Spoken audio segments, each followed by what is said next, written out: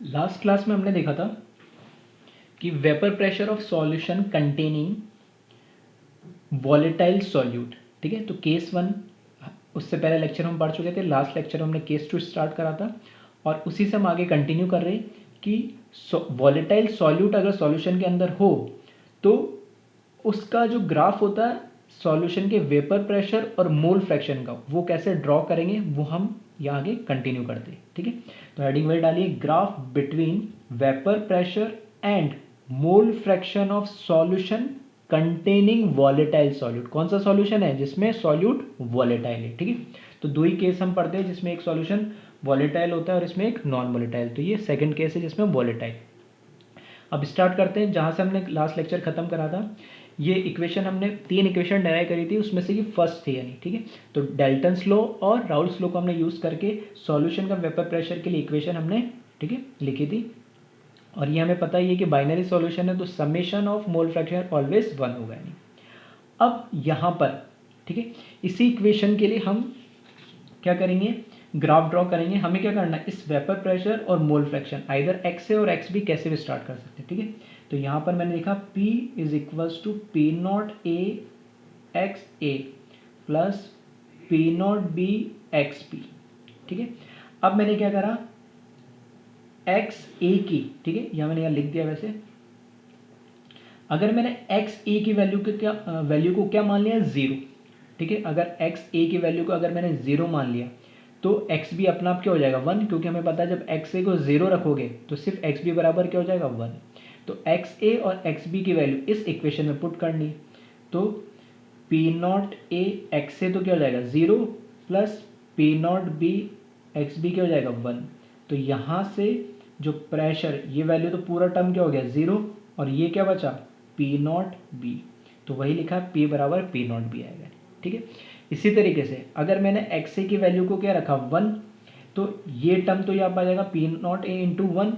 और अगर एक्स ए को 1 माना तो एक्स बी अपने आप क्या हो जाएगा 0, ठीक है, क्योंकि इन दोनों का समेशन क्या आना चाहिए 1 आना चाहिए। तो एक्स बी अपने आप क्या हो गया 0 हो गया। तो एक्स बी की वैल्यू क्या रखेंगे यहाँ, तो ये पूरा टर्म 0 हो जाएगा, गायब हो जाएगा। तो ये तो क्या रखा 1, तो P बराबर पी नॉट ए आएगा, तो वही मैंने लिखा है, ठीक है। अब क्योंकि सेम अजम्पशन मैं मान के चल रहा हूँ जो हमने लास्ट क्लास में करा था कि ए का वेपर प्रेशर प्योर फॉर्म में मैंने ज़्यादा माना, किससे बी से माना, तो उसी एजम्पशन को कंटिन्यू रख रहा हूँ ताकि कन्फ्यूजन ना हो, ठीक है। क्योंकि दो अलग अलग कंपोनेंट है तो दो अलग अलग कंपोनेंट है तो दोनों का वेपर प्रेशर क्या आएगा, अलग अलग तो आएगा ही, ठीक है। तो एक अजम्पशन हमें लेना ही पड़ेगा, एक को कम या ज़्यादा दिखाना पड़ेगा। तो बस इसलिए मैंने वही अजम्पशन लिया है।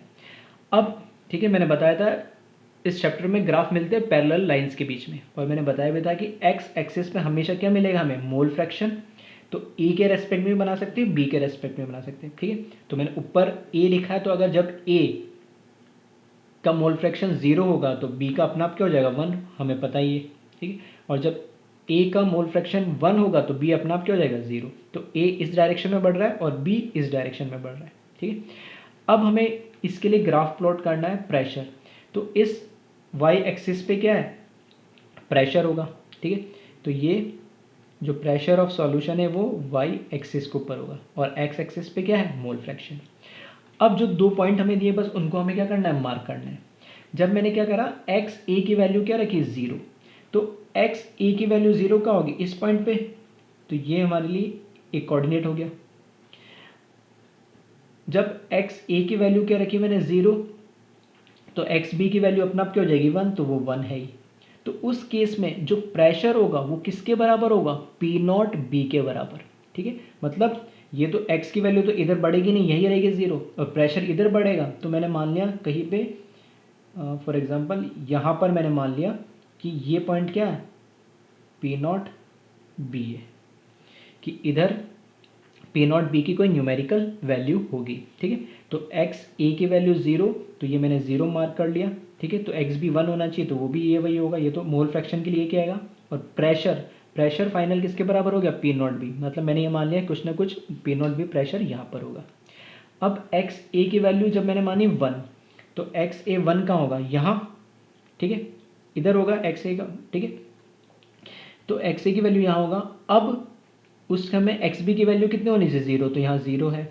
तो प्रेशर कितना हो जाएगा पी नॉट ए, मतलब पी नॉट ए तो कोई ना कोई वैल्यू होगी और वो किससे बी से ज़्यादा होगी। तो अब पी नॉट जो ए के लिए वेपर प्रेशर है पी नॉट ए की, वो किस पे, इस वाले प्रेशर, ये भी प्रेशर का एक्सिस है ये भी प्रेशर का एक्सिस है, बस ये अलग अलग इसलिए दिखाते हैं कि वहाँ मोल फ्रैक्शन की वैल्यू में पता लगे। यहाँ पे एक्स ए की वैल्यू 0 है तो समझ सकते हो जब एक्स ए की वैल्यू 0 है तो एक्स बी की वैल्यू 1 होगी। तो ये जो वेपर प्रेशर होगा सिर्फ और सिर्फ किसकी वजह से होगा, प्योर लिक्विड बी की वजह से होगा, तो उसकी कुछ वैल्यू ले ली। इसी तरीके से जब एक्स ए की वैल्यू जब 1 हो जाएगी, एक्स ए की वैल्यू जब 1 हो जाएगी तो एक्स बी की वैल्यू 0 हो गई। तो अब जो ये वेपर प्रेशर होगा वो सिर्फ और सिर्फ किससे होगा, प्योर लिक्विड ए की वजह से होगा, ठीक है। तो वो इस एक्सिस पे लाई करेगा। अब जो ये अजम्पशन हमने माना है, ये जो अजम्पशन हमने माना है, तो ये अजम्पशन में हमने बोला कि ए का वेपर प्रेशर बी से ज़्यादा होगा। तो जो पी नॉट ए की वैल्यू होगी वो मतलब बी से ज़्यादा होनी चाहिए, मतलब इस लाइन से तो कुछ ऊपर ही आएगा, तो मैंने मान लिया यहाँ पर ये हो गया मेरे लिए पी नॉट ए। तो इस तरीके से ये एक हमारे में क्या मिला, कोऑर्डिनेट, और दूसरा ये कोऑर्डिनेट मिला, दोनों को हम ज्वाइन कर दे तो ये हमें हमारे लिए क्या मिल जाएगा, कर्व मिल जाएगा, एक स्ट्रेट लाइन मिल जाएगी हमें। तो इसको ज्वाइन कर देते हैं, ठीक है। तो ये ज्वाइन कर दी, और ये जो स्ट्रेट लाइन है ये किसको रिप्रेजेंट कर रही है, P equals to P not A X A plus P not B X B को रिप्रेजेंट कर रही है। इसी इक्वेशन के लिए तो हमने कर्व ड्रॉ करा नहीं, ठीक है। अब कैसे इसको समझ सकते हैं, अगर मैं बोलता हूँ कोई पर्टिकुलर यहाँ कोई पॉइंट ले लिया मैंने, यहाँ कुछ पॉइंट ले लिया तो ये इधर मोल फ्रैक्शन पे आओगे, तो मैंने मान लिया फॉर एग्जांपल यहाँ पर एक्स ए का कितना होगा, 0 से स्टार्ट हो रहा है, मतलब एक्स ए इधर बढ़ रहा है, तो ये कितना होगा 0.2 होगा इधर एक्स ए, तो यहाँ 0.2 होगा, तो उस टाइम एक्स भी कितना हो जाएगा, ठीक है। अपना आप समझ में आ गया होगा कितना, 0.8 आगे हो गया होगा, क्योंकि दोनों का समेशन क्या होना चाहिए 1। तो इस तरीके से हर एक मोल फ्रैक्शन पे हम वेपर प्रेशर, सॉल्यूशन के वेपर प्रेशर की क्या निकाल सकते हैं, वैल्यू निकाल सकते हैं, ठीक है।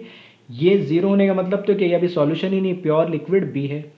यहाँ एक्स ए की वैल्यू 1 होने का मतलब क्या हो गया कि यहाँ पर बी है ही नहीं, प्योर लिक्विड ए है। और इन बिटवीन यहाँ पर कहीं भी वैल्यू निकालोगे वो सॉल्यूशन की वैल्यू मिलेगी, और उस सॉल्यूशन के रेस्पेक्ट में पर्टिकुलर करस्पॉन्डिंग हमें ये पता लग जाएगा कि किस मोल फ्रैक्शन पे ये प्रेशर आ रहा है, ठीक है। तो ये हमने फर्स्ट कर्व ड्रॉ करा है। अब बात करते हैं हम सेकंड की, P equals to P not X है। वैसे ये कर्व में लास्ट लेक्चर मतलब जो केस 1 हमने पढ़ा था उसके अंदर नॉन वोलेटाइल सॉल्यूट के लिए हम ड्रॉ कर चुके हैं, ठीक है। फिर भी यही मैं इसी के साथ भी ड्रॉ कर रहा हूँ इसको, कि अकेला मुझे अगर वेपर प्रेशर निकालना होता, क्योंकि इसमें ये दोनों टर्म दे रखे तो दोनों टर्म को मैं अलग अलग कर दे रहा हूँ। तो P equals to P not A X A, अगर इसके लिए मुझे कर्व ड्रॉ करना है तो वापस से वही सेम काम करा। एक बार एक्स ए की वैल्यू मैंने क्या करी, 0 मानी, तो एक्स ए की वैल्यू 0 मानी, तो यहाँ 0 पुट करूँगा तो ये पूरी वैल्यू क्या हो जाएगी 0, तो P की वैल्यू क्या हो जाएगी 0, ठीक है। इसको क्या कर लो आप, ये हो जाएगा एक्चुअली पी ए, ये प्रेशर की वैल्यू नहीं है, ये क्या है, अकॉर्डिंग टू राउल्ट्स लॉ ये है vapour pressure of A in solution, ठीक है। Vapour pressure of A in solution है which is equals to P not A into X A, ठीक है। तो इसे ही कर लेना, ये है पी ए की वैल्यू, मतलब vapour pressure of A in solution. तो यहाँ पर क्या लिखेंगे, P A plus P B, ठीक है, डाल्टन्स लॉ के अकॉर्डिंग, तो ये वही वैल्यू। तो अब इसके लिए जब मैं एक्स ए की वैल्यू 0 रखूंगा तो पी ए इसके लिए वैल्यू अपना आप क्या हो जाएगी 0 हो जाएगी। तो एक्स ए की वैल्यू जब 0 रखी तो पी ए की वैल्यू क्या हो जाएगी 0, तो ये मुझे मिला 1 पॉइंट। फिर एक्स ए की वैल्यू मैंने क्या रखी 1 रखी, तो पी ए की वैल्यू अपना आप किसके बराबर हो जाएगी, पी नॉट है, मतलब मुझे पता है एक्स ए की वैल्यू 1 होने का मतलब प्योर लिक्विड हो गया, और प्योर लिक्विड का जो वेपर प्रेशर होगा वो उसके प्योर लिक्विड फॉर्म के बराबर ही होगा जो कि कांस्टेंट होता है पी नॉट ए, तो वो इसके बराबर होगी। मतलब एक कोऑर्डिनेट मुझे ये मिला है और एक ये मिला है, इन दोनों को मैं जब ज्वाइन कर दूंगा तो ये मुझे किसके लिए मिल जाएगा, पी ए के लिए वैल्यू मिल जाएगी, ठीक है। तो इन दोनों को मैं क्या कर दे रहा हूँ, ज्वाइन कर दे रहा हूँ। तो यहाँ से ये भी क्या है, एक स्ट्रेट लाइन है ये, ठीक है। तो ये हो जाएगा P A is equals to P not A X A के लिए कर्व हो जाएगा, ठीक है। इसी तरीके से जब हम बात करते हैं, ठीक है, इसमें भी सही कर लेना, ये क्या होगा पी बी, ठीक है। Vapour pressure of B in solution which is equals to according to Raoult's law P not B into x B. ठीक है, तो सेम चीज़ है यहाँ पर भी कि एक्स बी की वैल्यू जब मैं जीरो रखूँगा तो यहाँ जीरो रखने में पूरा टर्म क्या हो जाएगा, ये पी बी की वैल्यू क्या हो जाएगी, जीरो हो जाएगी। और जब मैं एक्स बी की वैल्यू क्या रखूँगा, वन रखूँगा, तो इस पी बी की वैल्यू क्या हो जाएगी यहाँ पर, पी नॉट बी के बराबर आ जाएगी। ठीक है, तो जब ज़ीरो रखा तो पी बी की वैल्यू क्या होगी, ज़ीरो, तो एक्स बी की वैल्यू ज़ीरो कहाँ आ रही है, यहाँ पर, तो ये एक कोऑर्डिनेट मिला मुझे। ठीक है, और एक्स बी की वैल्यू वन, वो कहाँ आ रही है, एक्स बी की वैल्यू वन यहाँ पे। ठीक है, तो एक्स बी की वैल्यू वन यहाँ, और यहाँ पर पी बी की वैल्यू किसके बराबर होगी, पी नॉट बी, मतलब ये वाला कोऑर्डिनेट। ठीक है, आई होप समझ में आया होगा कैसे हम कर्व ड्रॉ कर रहे हैं। ठीक है, वापस देख लें, एक्स बी की वैल्यू जीरो होने पे पी बी की वैल्यू भी जीरो हो रही है, तो एक्स बी की वैल्यू जीरो होने पे पी बी की वैल्यू, मतलब इस लाइन पे कहीं आना चाहिए था प्रेशर, लेकिन प्रेशर जीरो आ रहा, तो यही मार्क कर दिया। एक्स बी की वैल्यू क्या आनी चाहिए, वन, तो एक्स बी की वैल्यू इस डायरेक्शन बढ़ रही है तो यहाँ वन आएगी, और उस समय भी जो प्रेशर होगा वो पी नॉट बी के बराबर होगा, और ये पी नॉट बी पहले हम मार्क कर चुके इधर, तो वो यहाँ पर होगा। तो एक कोऑर्डिनेट ये होगा और एक कोऑर्डिनेट ये होगा, इन दोनों को हम क्या कर दें, ज्वाइन कर दें। तो ये जो कर्व मिलेगा मुझे किसके मिलेगा अगेंस्ट, ये मिलेगा मुझे P B is equals to P not B into x B के लिए मिलेगा ये कर्व। ठीक है, तो इस तरीके से ऐसा ही कर्व तुम्हें, ठीक है, एनसीईआरटी में भी देखने को मिल जाएगा। तो ये कर्व है वेपर प्रेशर और मोल फ्रैक्शन के बीच में, यह हमने तीन कर्व एक साथ कंबाइन कर दिए। ये सॉल्यूशन के वेपर प्रेशर का कर्व है, ये सॉल्यूशन के अंदर, ठीक है, सॉल्यूशन के अंदर जो हमारे पास जिसके अंदर वॉलेटाइल सॉल्यूट है उसके अंदर एक ही वजह से जो वेपर प्रेशर होगा ये उसका कर्व है यानी। ठीक है, और ये सॉल्यूशन के अंदर बी की वजह से जो वेपर प्रेशर है ये उसके लिए कर्व है। ठीक है, तो इस तरीके से ये हम ग्राफ ड्रॉ करते हैं। ठीक, तो एक बार इसको ध्यान से देख लें और कॉपी कर लें।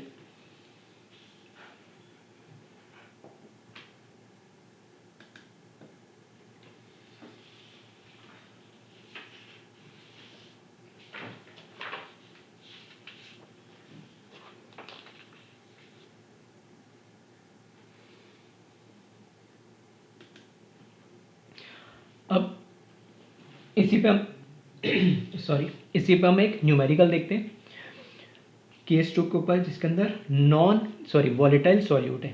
तो क्वेश्चन हमें दे रखा है, vapour pressure of two volatile component A and B is 300 mm Hg and 500 mm Hg respectively. Molar mass of A and B is 50 gram and 200 gram respectively. Then calculate vapor pressure of a solution obtained by mixing. Case 1, if equal mass of A and B mixed together and equal mass of A and B equal moles of A and B mixed together. ठीक है, अगर हमें बताना है कि जो ए और B दोनों वॉलेटाइल कंपोनेंट है, ठीक है, ए और बी दोनों वॉलेटाइल कंपोनेंट है, और दोनों वॉलेटाइल कंपोनेंट को जब हमने मिक्स कर दिया तो उसकी वजह से जो सॉल्यूशन बना उस सॉल्यूशन का वेपर प्रेशर बनाना है। ठीक है, दो केस ले लिए मैंने, एक बार जब इक्वल मास लिया ए और बी का, ठीक है, by mixing equal mass of A and B, और सेकंड है equal moles of A and B. एक बार मास इक्वल रखा है दोनों का और एक बार दोनों के मोल्स इक्वल रखे। ठीक है, क्या दोनों सेम चीज़ है, अलग अलग है? ठीक है, ये आपको सोचना है, और किस तरीके से इसका सॉल्यूशन आएगा एक बार वीडियो को पॉज करें और उसको सॉल्व करने की कोशिश करें, फिर हम देखते हैं क्या इसका सॉल्यूशन होता है।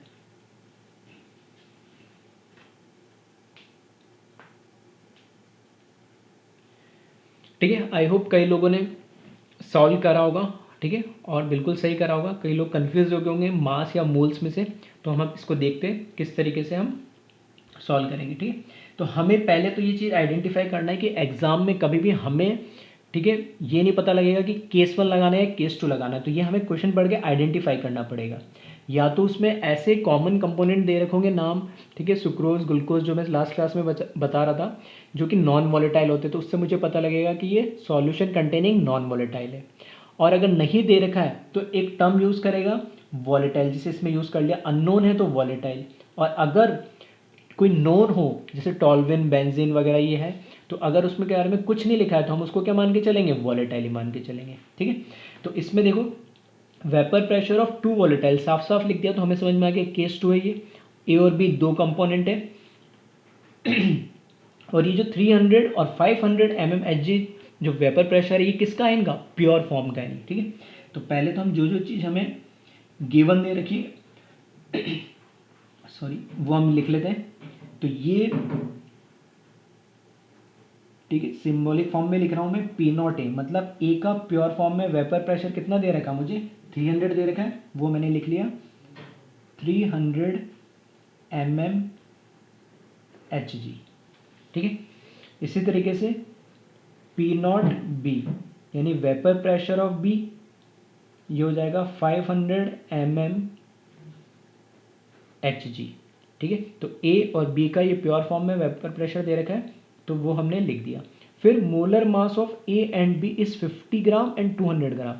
अब हमें मोलर मास भी दे रखा ए का, तो हम कैपिटल ए से रिप्रेजेंट करेंगे मोलर मास को। तो ए का मुझे दे रखा 50 ग्राम एंड बी का मोलर मास दे रखा है मुझे 200 ग्राम। ये चीज़ तो हमें क्या दे रखी, गिवन दे रखी। ठीक है, चार डेटा में गिवन दे रखा। अब मुझसे पूछा है पी मतलब सॉरी प्रेशर मतलब कैपिटल पी, और हमें पता है जो P है उसे कैलकुलेट करना है। तो P not A equals to x A plus P not B into x B. ये हमने डेराइव करा था फॉर्मूला किसके लिए, सॉल्यूशन कंटेनिंग वॉलेटाइल सॉल्यूशन। तो सॉल्यूशन का वेपर प्रेशर कैलकुलेट करने के लिए मेरे पास ये चार वैल्यू होनी चाहिए। तो P नॉट ए और P नॉट बी मैंने बोला था कॉन्स्टेंट टर्म होते तो जनरली ये गिवन ही होंगे, और नहीं है तो उसको कैलकुलेट करने का एक तरीका कोई ना कोई चीज़ हमें दे रखी होगी, डेटा हमें दे रखा होगा। तो पी नॉट ए हमारे पास है, पी नॉट बी। अब कैलकुलेट क्या करना है, एक्स ए और एक्स बी। तो एक्स ए और एक्स बी कैलकुलेट करने के लिए, क्योंकि मोल फ्रैक्शन कैलकुलेट करना है तो हमें क्या पता होना चाहिए, ए और बी की मोल्स पता होना चाहिए। तो मोल्स हमें कैलकुलेट करने हैं। अब मोल्स कैलकुलेट करने हैं तो अब ले लेते केस 1 जिसमें हमें क्या है, फर्स्ट केस में इक्वल मास दे रखा है, equal mass of A and B. ठीक है, तो मॉलिक्यूलर वेट को मैंने कैपिटल एम से रिप्रेजेंट करा है। तो इनके जो मास है, ठीक है, जो वेट गिवन है उसको मैं किससे रिप्रेजेंट कर रहा हूँ, डब्ल्यू से। तो वेट ऑफ ए और वेट ऑफ बी ये दोनों क्या होंगे, इक्वल होंगे फर्स्ट केस में, ये हमें गिवन दे रखा है। और इससे मैंने कॉमन दोनों के लिए लिख लिया डब्ल्यू। ठीक है, अब ये वैल्यू हमें पता नहीं कितनी है, लेकिन मैंने x मानो या w कैसे मान लो, जिसको जैसे कन्वीनियंट लगे। ठीक है, मैंने इसको w मान लिया। a और b दोनों का इक्वल मास w ये गिवन है। अब कितना है वो नहीं पता, बस उसने बोला कि इक्वल मास है, तो अननोन की फॉर्म में मानना पड़ेगा। तो x मान लो या w मान लो। ठीक है, अब मुझे वेट पता लग गया, वो है w। तो मुझे पहले क्या कैलकुलेट करना होगा, ठीक है, मोल्स ऑफ ए कैलकुलेट करना होगा। तो मोल्स ऑफ ए कैलकुलेट करना है तो कैसे कैलकुलेट करेंगे, weight of A divided by molecular weight of A. सही है, इसी तरीके से अगर डब्ल्यू ए की वैल्यू में रखूंगा तो यहां पर क्या हो जाएगा, डब्ल्यू और इसका ए का मॉलिक्यूलर वेट मुझे क्या दे दिया 50, तो ये तो हो गए ए के मोल्स। इसी तरीके से बी के मोल्स मुझे कैलकुलेट करने, तो W B weight of B divided by molecular weight of B, और वेट ऑफ बी कितना दे रखा है हमें, डब्ल्यू ये हमें गिवन है या एक्स मान लो, और मॉलिक्यूलर वेट हमें दे रखा है 200 जो कि गिवन है। ठीक है, इस तरीके से हमने क्या करा, मोल्स निकाल लिए। अब मोल्स निकाल लिए तो यहाँ से क्या हम मोल फ्रैक्शन निकाल सकते हैं। तो एक्स ए, अगर X A mole fraction of A मुझे अगर कैलकुलेट करना है तो वो कैसे कैलकुलेट करेंगे, moles of A divided by moles of A plus moles of B.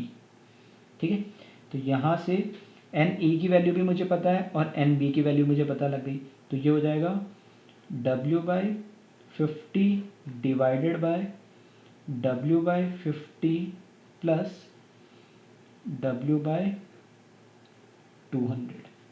ठीक है, अब देखो आसानी से जो W है उसको कुछ नहीं करना है, ऊपर से और नीचे से दोनों में से कॉमन आ जाएगा और क्या हो जाएगा, वो कैंसिल आउट हो जाएगा। ठीक है, तो बाकी बस जो नंबर आ जाएगा उसको सॉल्व कर लेना, और इसको जब सॉल्व करोगे, ठीक है, तो यहाँ से एक्स ए की वैल्यू हमें मिल रही है कितनी, 4/5। ठीक है, एक्स ए की वैल्यू मुझे मिल गई। तो हमें पता है कि एक्स ए और एक्स बी बाइनरी सॉल्यूशन है, तो इनका समेशन 1 होगा। तो यहाँ से एक्स बी की वैल्यू में हम डायरेक्ट पूरा फॉर्मूले से कैलकुलेट करने की ज़रूरत नहीं, डायरेक्ट कर लो 1 माइनस 4/5। तो ये कितना हो जाएगा 1/5।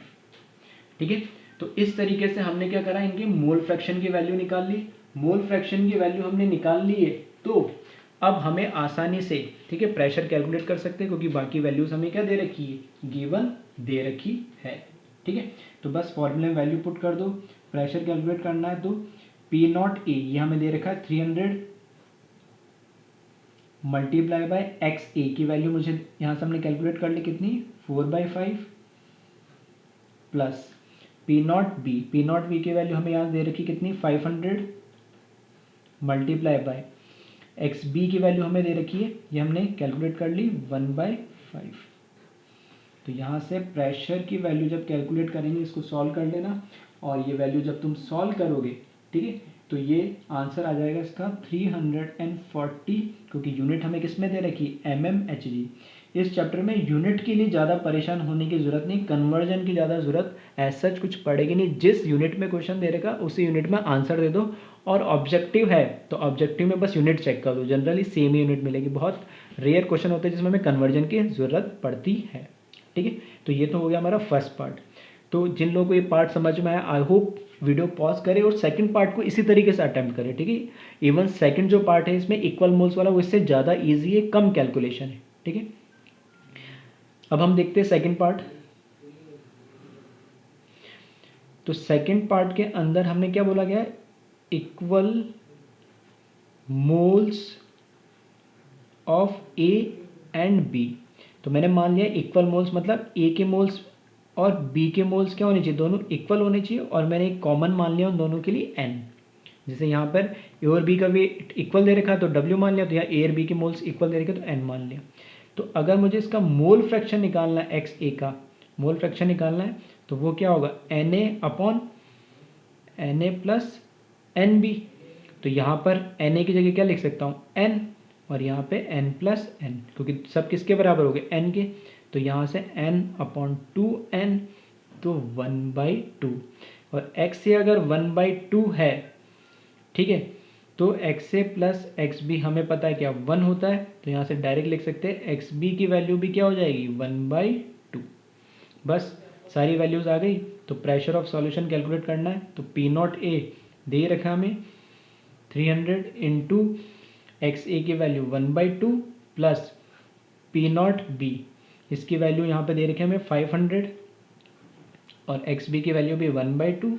बस इसको कैलकुलेट कर ले, और इसको जब सॉल्व करोगे तो ये आ जाएगा 400 mmHg।